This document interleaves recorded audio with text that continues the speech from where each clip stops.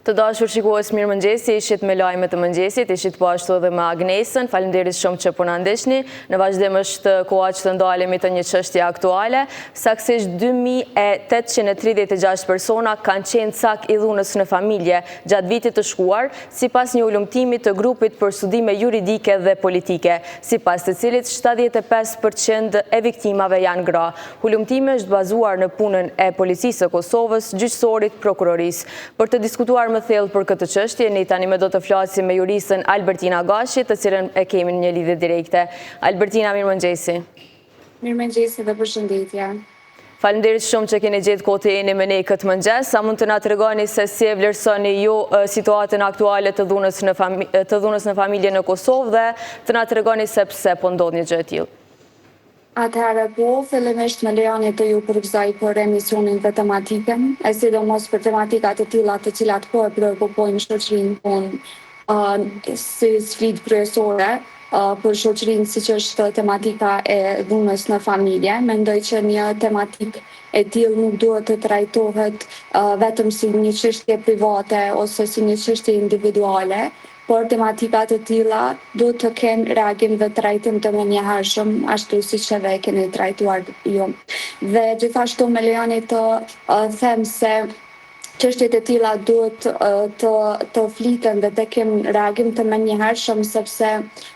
shpesh herë situata të tilla fshihen vetëm pas dyrave të mbyllura dhe kjo nuk duhet të trajtohet në këtë mënyrë. Sipas raporti na tregon se 75% janë gra dhe po ashtu e dim se që nga viti 2010 deri në vitin 2025 janë 59 gra të vrara në Kosovë. A mund të na trajtoni pak sa i përket pjesës juridike, ku po çalon sistemi? Mendoj që fakti që rreth 75% të viktimave të dhunës në familje do thotë janë gra, flet shumë për shoqërinë tonë dhe mendoj që fillet e gjithë kësaj përqindje kaq të madhe janë thellë në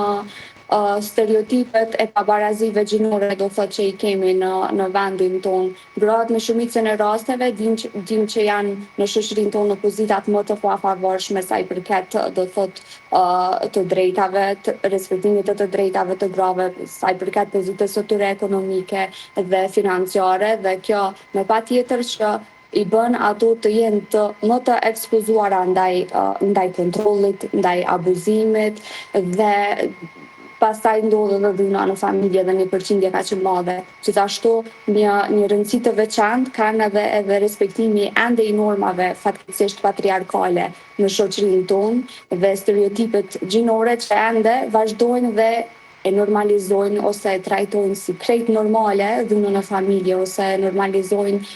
do thotë, pabarazin gjinore, normalizojnë dhunën në familje, normalizojnë shkeljen e të drejtave të grave në përgjithësi. Dhe një shifër kaq e lartë, do thotë, nuk është vetëm një rastësi, por mendoj që është edhe një pasqyrim i një strukture më të gjerë shoqërore, e cila patjetër që duhet të ketë trajtim dhe edhe më të thellë. A ka Kosova një kornizë të mirë ligjore sa i përket kësaj çështje? A janë dënimet aktuale të mjaftueshme në mënyrë që të parandalojnë ata që kryejnë dhunë jo vetëm në familje, por që kryejnë dhunë edhe në përgjithësi? Thënë të drejtën, ajo që unë mendoj është që Kosova ka një kornizë të gjerë dhe të avancuar ligjore, sepse ligjvënësit në Republikën e Kosovës thuaj se kanë marrë të gjitha legjislacionet e Bashkimit Evropian, pra rreth 70% e legjislacioneve të Republikës Kosovës janë të harmonizuara me legjislacionet e Bashkimit Evropian, pra mund të thuhet se ka një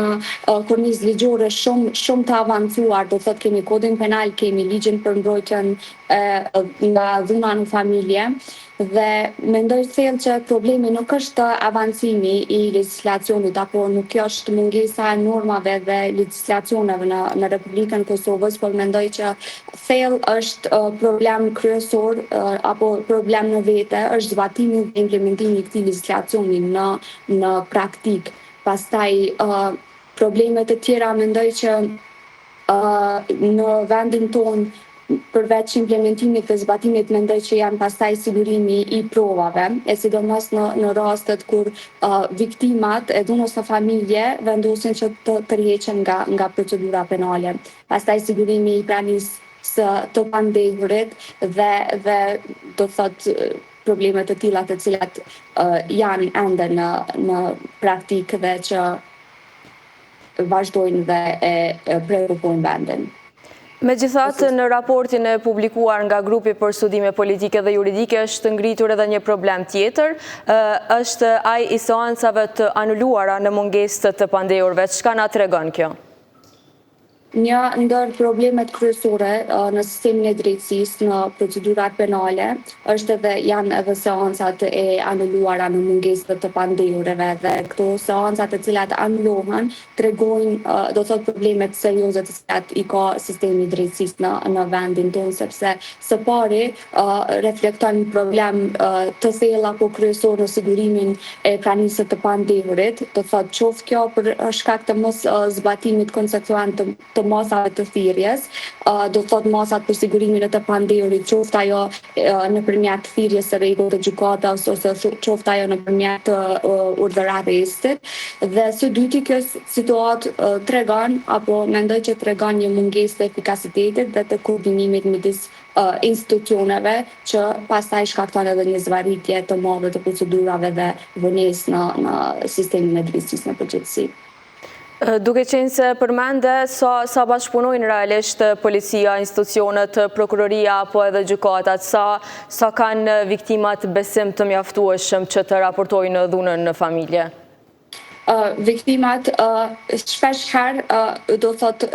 hezitojnë që të raportojnë dhunën në familje, kjo ndodh për shkak të frikës, për shkak të presionit apo edhe për shkak të stigmatizimit, por bashkëpunimi është në ndërmjet institucioneve, më patjetër për shkak se është kodi i procedurës penale i cili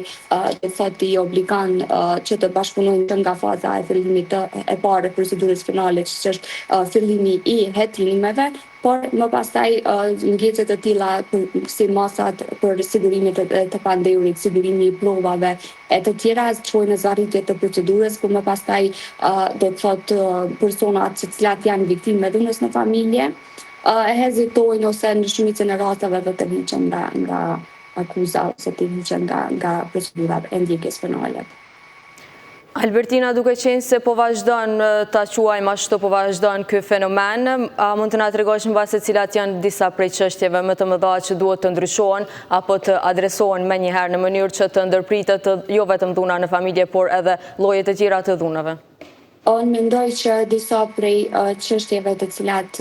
duhet që urgjentisht të ndryshohen sa i përket tematikës dhunës në familje janë do thot apo lidhen kryesisht drejt për drejt me zbatimin praktik si dhe me funksionimin e gjithë sistemit të drejtësisë në përgjithësi. Mendoj që së pari është efikasiteti procedural, ai i cili duhet të reduktohet, pra duhet në këtë rast të reduktohet zvarritja e gjithë rasteve dhe procedurës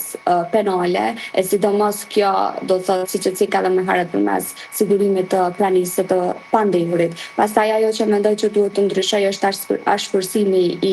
do të thotë sanksioneve penale ose ndryshimi i kodit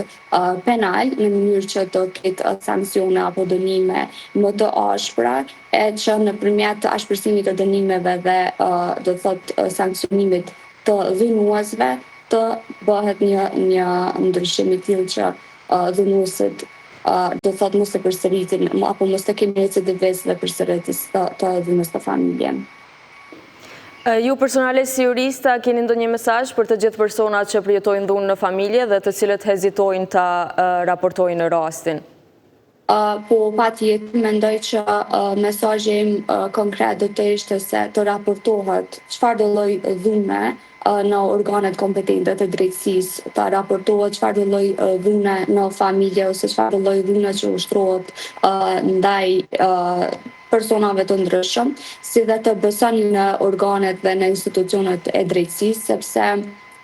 dhuna në familje nuk është vetëm një problem individual, por në përgjithësi është një sfidë shoqërore dhe për të parandaluar një lloj fenomeni të tillë, do të thotë ndryshimi i ligjeve mendoj që është një hap i parë i cili nevojitet për një zbatim sa më konsekuent. Gjithashtu një koordinim midis institucioneve është një mbështetje reale për viktimat dhe në këtë mënyrë ne do ta krijojmë një